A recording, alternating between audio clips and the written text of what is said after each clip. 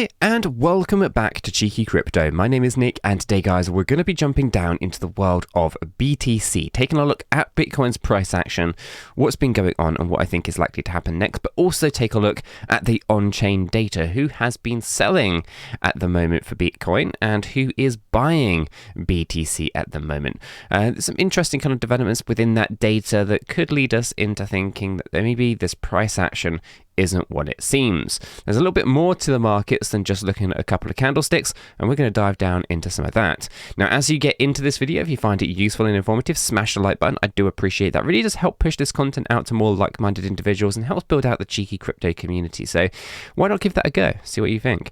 And of course, if you are new to the channel and you haven't yet subscribed, tap the bell and select all the notifications while subscribing, and you will be kept up to date with all the videos that we do here at Cheeky Crypto. Above and beyond those things though guys, make sure you join us down in Discord. It is the first place that we go to notify you of everything that's going on in the crypto space. Want to be ahead of the curve? Then why not join us down in Discord? Link is in the description below. So let's start off by reviewing where we are on the market here for BTC. Okay, so we can see we've completed this three-wave pattern to the upside here.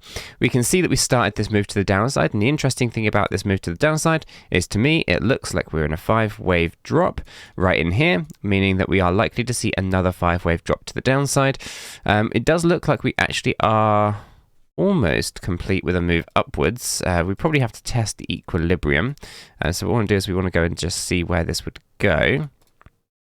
Yeah, a little bit above equilibrium. At the moment, I'm going to just draw a little yellow box just in here. This should be where we should typically land, 30,037 to 30,110. That's going to be typically the area that you'd go for in a three-wave fashion. And now it could be that we have to do something like this in order to get there, okay? But at the moment, it looks like we are getting rejected on equilibrium and 50 EMA, okay? Meaning that we could just see this five-wave move to the downside. Essentially, this is a big, giant ABC structure, zigzag pattern. So A, and then here could be B, and then you come down. Now, the B waves are unpredictable because they can be so many different types of patterns. Very, very difficult. You have to look at the internal workings to get a good read on it. Not a good idea to trade a B wave in the same way it's not a good idea to trade a Z wave. They're too broad. So ultimately, what you want to look for here is essentially waiting for this one to kind of show its hand, look for the internals to look complete, and then go in the opposite direction. Okay, so for now, it looks like we are to expect a five-wave drop to the downside, coming down even deeper, but it doesn't look necessarily like we're ready for that to occur. Could be wrong. It could actually occur here, and we could just start to see this move to the downside pretty rapidly. But you know, we'll keep a close eye on that. I think essentially, if it is upside here, it's limited, and we'll just be trying to breach back into that $30,000 level. But it is now turning back into resistance. So let's jump on over into our website, of which, guys, we've had some recent developments, including fantastic dark mode. So again, why not check that out? Membership.cheekycrypto.io.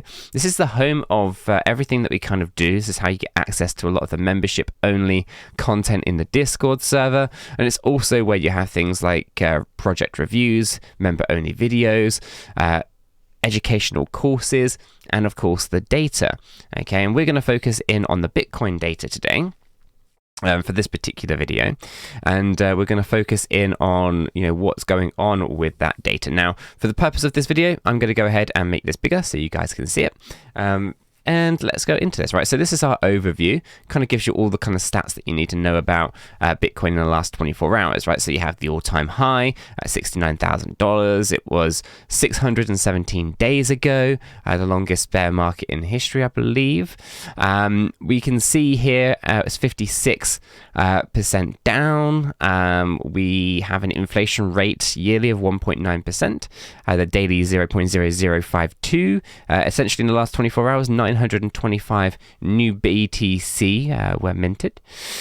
We can see things like the fees in the last 24 hours of $577,000, which is actually reasonably low for Bitcoin.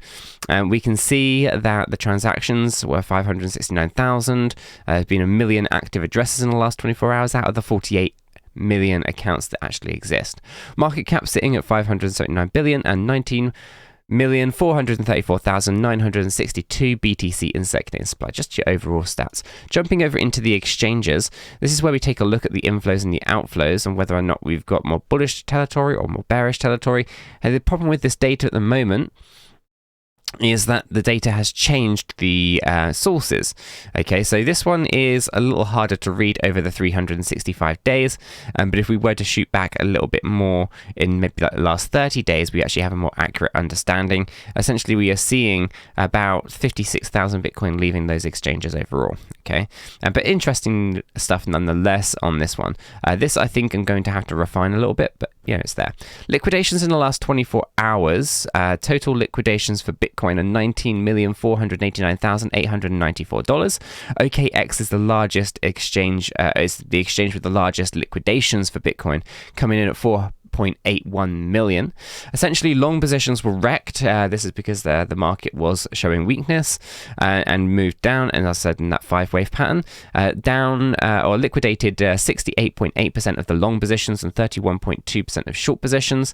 And you can see there's a bit of a gap between Binance and OKX, but it's not massive. 4.8 million on OKX, 4.6 million on Binance. 𝗕𝗘𝗪𝗔𝗥𝗘 is 4.4 million. Bybit was 3.5 million. So basically the top four are really quite close knit.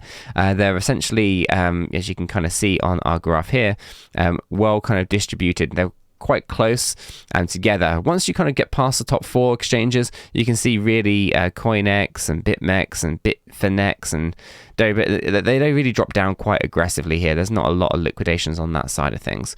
But in terms of like percentage of total, OKX is 24.68% of all liquidations for Bitcoin. Binance was 23.89, 𝗕𝗘𝗪𝗔𝗥𝗘 was 22.6, and Bybit was 18.4. Okay, so pretty sizable chunks. Moving over into the wallet count side, wallet count data. This is the stuff that you guys really seem to love, and rightfully so, right? So this hasn't been updated for a couple of days. Seems to be a problem getting this one up to date at the moment. It's not a me problem, it's a source data problem. Hopefully this will come through for tomorrow's data and for yesterday's data, I should say, soon. But let's just go ahead and review where this was just a couple days ago. Here we can see that there were 2,017 wallets that had over 1,000 BTC in them, right? So interesting stuff. Now, in the last 7 days, these are down 0.98%. In the last 30 days, they're down 0.15%. Last 90 days, they're down 0.49%. In the last 180 days, they're down 1.47%.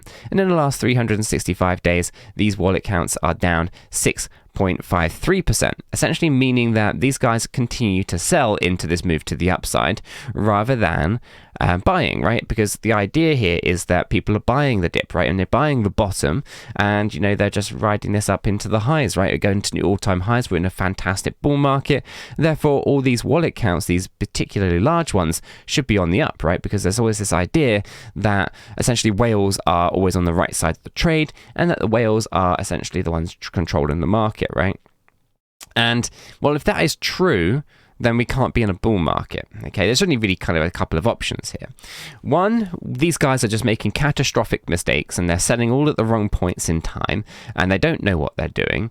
Maybe they're all just over leveraged positions. Then we have to consider one thing with that, that if it's over leveraged positions, they wouldn't have their own wallet.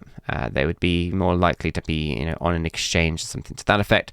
So it's not leveraged positions that you're seeing here. These are wallets that are external to exchanges, and these are the counts of those.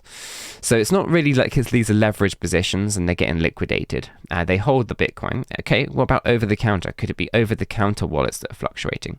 Could be, but it's unusual to see that as well to this degree as well. So I think for the most part, these are holders that are seeing exactly what this is, essentially exit liquidity. But yeah, we still need the 1,000 Bitcoin or more. What about the 10,000 Bitcoin or more?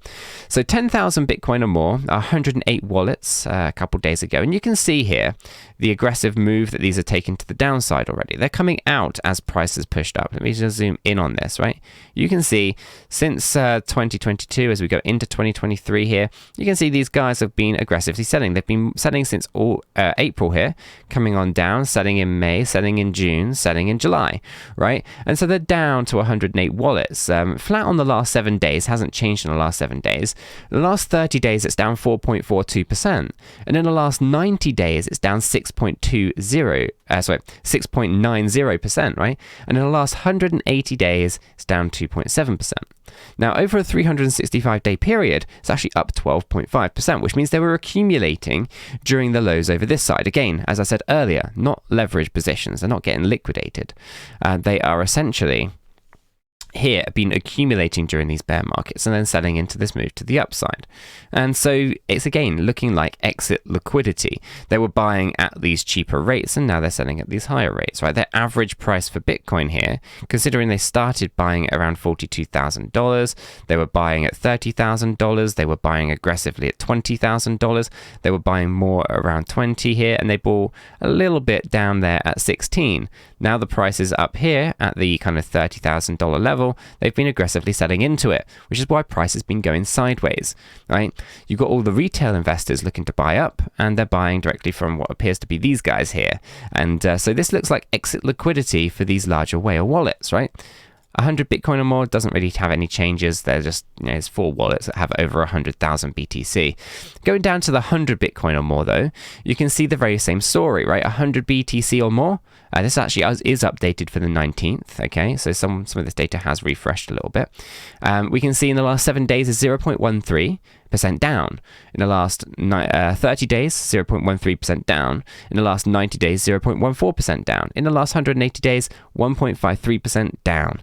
And in the last 365 days, down 0.19%. Essentially meaning these guys aren't buying. They're not really selling. They're just using everything as liquidity.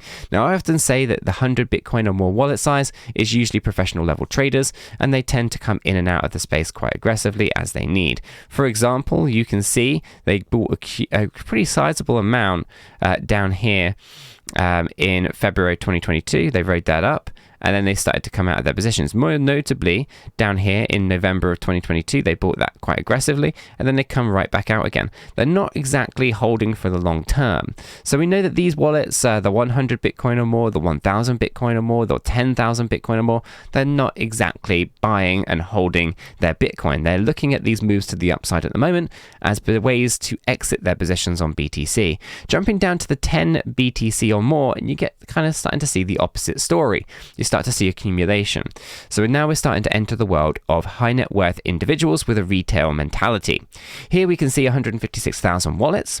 In the last 7 days is up 0.04. The last 30 days down 0.02. In the last 90 days up 0.23%. And in the last 180 days up 0.77%. In the last 365 days up 4.7%. So again, they've been accumulating a year ago, yet they haven't really been accumulating much over the last 180 days. So interesting, they haven't sold, but they've been holding. The 1 BTC or more, fantastic. The shrimp's over 1 million wallets strong. They are up 0.17% in the last 7 days. They are up 0.39% in the last 30 days. They are up 1.52% in the last 90 days, up 3.05% in 180 days, and up 13.76% in 365 days. This essentially means that these are the guys who have been buying the Bitcoin from the larger wallets. The people who are selling the Bitcoin, they're selling it to the smaller guys, the small fry, the shrimps in the space, right? And so we have to think about this from a psychology point of view, from a logical point of view. Someone is buying and someone is selling. And what we can see from the data is that the small retail wallets are the ones that are buying, and the large institutional level wallets, the 1,000 Bitcoin, the 10,000 Bitcoin or more, they're the ones that are selling. So we have to ask ourselves, who's on the right side of the trade? Do we think the guy with a 9-to-5 job, maybe works down at a local Starbucks, is making the right calls? Or do we think the guy with all of the artificial intelligence trading platforms at his disposal and millions upon millions of dollars is the one making the right call?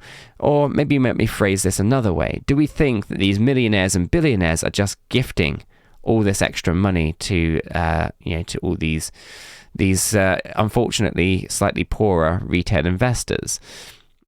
I'm not sure quite where you guys sit on that spectrum. It's not really one for me to tell you kind of what's going on there.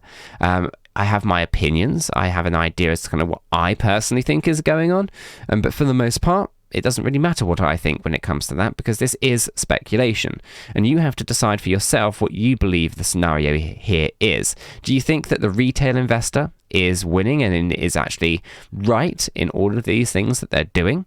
Or do you think the smart money, the institutional investor, the big players with the unlimited kind of resources and artificial intelligence at their disposal are the ones that are making the right calls? I'll leave that one for you guys. The data is quite clear though. There's always a buyer, there's always a seller. And at the moment, the sellers are the larger wallets and the buyers are the smaller wallets. This basically is an indication that we see a lot of retail investors FOMOing in. They can see this from the sentiment as well. We see this from influencers across the space as well, feeling rather bullish. But for the most part, large institutional investors are not buying, right? They're selling. So there's many reasons for that, and you may try to justify your bullish scenarios with whatever ifs and buts you can come up with. But do we have data? And it's the data that's really important here. The data is quite clear. Large wallets are decreasing, small wallets are increasing. The reason and the rationale behind that could be many different things. And that's for you guys to try to figure out, because I can't find any data that supports a narrative on that one. You might be thinking maybe the larger wallets are just breaking their wallets down into smaller wallets because that's risk adverse. I would say that actually increases risk because you have to manage multiple keys. Now, there are softwares and there are providers out there that allow you to kind of decentralize wallet controls and things like that, but I think it's quite uncommon. It's not something that a lot of these participants are doing. For example, do you think MicroStrategy has 1,000 different wallets going on? No. MicroStrategy will have a multi-sig. In fact, most of these institutional players will just be using multi-sig based wallets, and they will have singular wallets, or at most 3 to 4 wallets, right? They don't want a lot of different private keys to have to manage, and they don't want these structures, these infrastructures that actually increase risk with increased exposure to leakage when it comes to private keys and things like that. So it's very unlikely that this larger wallets are just breaking themselves down into smaller wallets. Possible, yes, but incredibly unlikely. So let's park that idea. Let's not think that that's something that is occurring here, because you'd have to have tens of thousands of smaller wallets get created. And possible, yes, but very unlikely. More likely scenario here is that they're not believing in Bitcoin on the short to medium term, and instead what they're looking for here is to basically maximize their fiat position or stablecoin position whilst they wait for additional cheaper prices to come. As we have seen with the altcoin market, many altcoins are still looking incredibly weak. There's no breakouts that I can see. Instead, we still look for new bear market lows. And when the Fed pivot, I'm expecting an almighty crash when it comes to BTC. Now, that may lead us to a new lower low on Bitcoin. It may not. That is really up for debate on whatever structure starts to appear next. There are some really bearish structures, and I'll try to talk about a few of those over the weekend. But for the most part, we'll see how things kind of play out. A crash of 50% on Bitcoin is not to be laughed at or snorted at or kind of ridiculed, because I think a 50% drop is what you will see when the Fed make a pivot in the market. Okay, so just be aware that things are to get quite interesting in the coming months. I'm going to leave this video right there though, guys. If you have found it useful and informative, smash that like button. I do appreciate that. If you are new to the channel, then why not go ahead and subscribe? And guys, why not go ahead and check out our new membership website? Become a member. You can enjoy a 7-day free trial by using the memberships that are available on the platform as well. Membership.𝗕𝗘𝗪𝗀𝗧𝗏, linked in the description below. You'll be able to review all of that data, all the history on Bitcoin, Cardano, Ethereum, XRP, and dive into the world of on-chain data. Why not check that out with a 7-day free trial at membership.𝗕𝗘𝗪𝗀𝗧𝗏. Until the next video though, guys, have a fantastic day. We are not financial advisors, and none of what we have communicated verbally or in writing here should be considered as financial advice. It is not. Do your own research before investing in any digital asset or affiliate offers, and understand that investing in any crypto is risky. If you do, you need to be prepared to lose your entire investment. This video is for information and entertainment purposes only. All our videos are strictly personal opinions. Please make sure you do your own research and never take our opinions for financial guidance. There are multiple strategies, and not all strategies fit all people. Our videos are not financial advice.